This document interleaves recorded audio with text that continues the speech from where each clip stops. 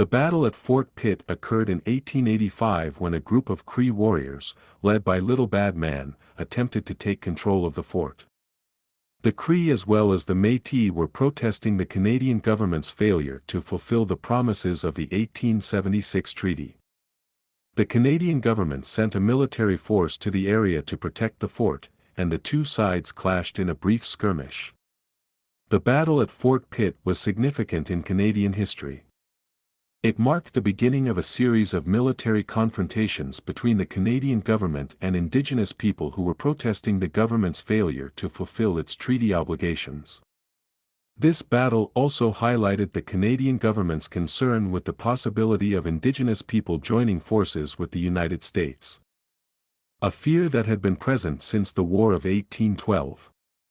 The Battle of Fort Pitt was also significant in that it marked the beginning of a series of legal battles between the Canadian government and Indigenous people.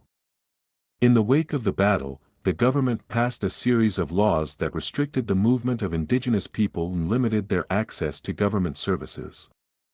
This led to a series of legal cases such as the Supreme Court of Canada's landmark decision in the case of R. v. Badger, which declared that the Canadian government's actions violated the rights of Indigenous people. The Battle of Fort Pitt highlighted the Canadian government's reluctance to recognize the rights of Indigenous people. This battle also marked a turning point in the relationship between Indigenous people and the Canadian government, as it showed that Indigenous people were willing to fight for their rights and that the government would have to take their grievances seriously.